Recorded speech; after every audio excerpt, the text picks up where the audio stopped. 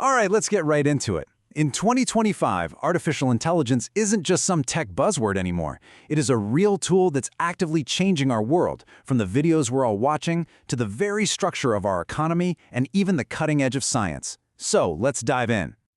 Think about what you're watching right now. The slides, my voice. Could an AI have created this whole thing? Honestly, that question gets tougher and tougher to answer every single day. And that brings us to the first and maybe the most obvious place we see AI today. And that place is creativity. We are right in the middle of this massive explosion of AI-driven content. And nowhere is it more clear than in the world of video. And that is not an exaggeration at all. Like tech reviewer Kevin Stratford says, we've hit a huge milestone. The line between what a human made and what a machine rendered is getting, well, it's getting almost impossible to spot. Now, what's so fascinating here is seeing how the big players are specializing. You've got Google's VO3, which is all about integrating audio from the get-go, so it's making the visuals, the dialogue, and the sound all at once.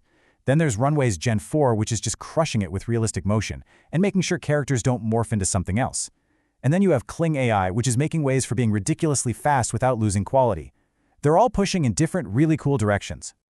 But let's be real for a second. It is not perfect. The progress is absolutely stunning. You can get incredible consistency, lifelike motion, and really precise control over camera moves. But those classic AI quirks, oh yeah, they're still there. You still see some weird visual artifacts, those creepy deformed hands or faces, and the models can definitely get tripped up if you give them a super complex prompt. It's powerful for sure, but it's not quite magic, at least not yet.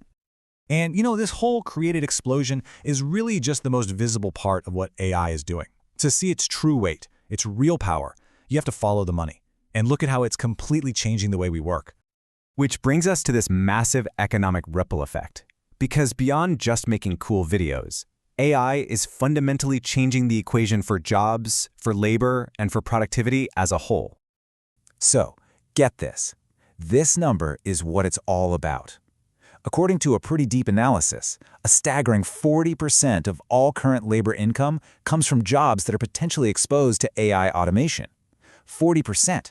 That is a massive slice of the entire economic pie. But here's the real kicker. You'd probably think this hits lower-wage jobs the hardest, right? Well, the data shows the complete opposite. What this chart shows is pretty mind-blowing. The highest exposure is actually in mid to high-earning professional roles. We're talking programmers, analysts, engineers.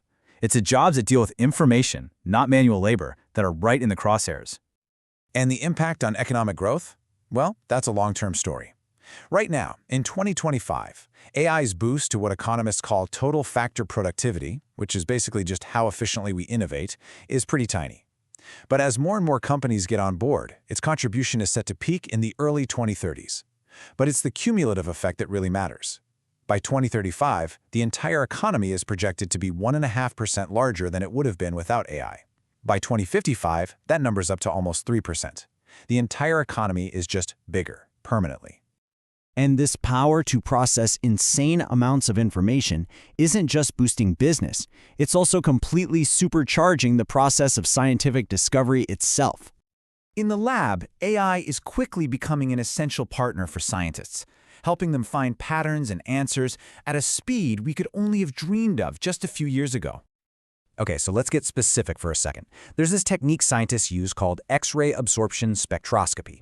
Basically, they shoot X-rays at a new material, and the data they get back acts like a totally unique fingerprint, telling them everything about that material's properties.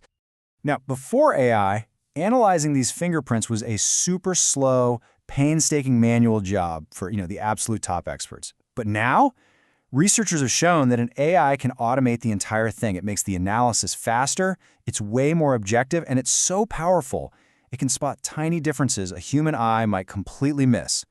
And as the lead researcher, Professor Masato Kotsugi says, this isn't just about doing the old stuff faster. This is about opening up entirely new ways to design materials from the ground up, for everything from new computer chips to better batteries. And look, this isn't just some niche thing happening in one field. This is just a tiny sample of research papers from one AI conference this year. You've got AI redesigning antibodies for medicine, simulating entire galaxies, forecasting our planet's water supply, and even modeling how gravity bends space-time. It's just everywhere. The sheer scale is wild. So when you have a technology this powerful, a technology that can reshape art and our jobs and science itself, the most important conversation shifts from what can it do to what should it do. And that gets us to the human framework. How do we steer this thing? How do we make sure that it's actually serving the common good? That's really the question of our time.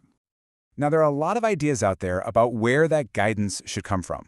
One perspective, which is highlighted here by a project at the University of Notre Dame, suggests that our long-standing faith-based ethical traditions could be a vital foundation, a way to make sure that as we build these incredible new tools, we're keeping human flourishing as the main goal. So we end on this thought. From the creative studio to the economy to the science lab, AI isn't just changing the answers, it's changing the very questions we ask. And the biggest, most critical question it leaves for all of us is this one.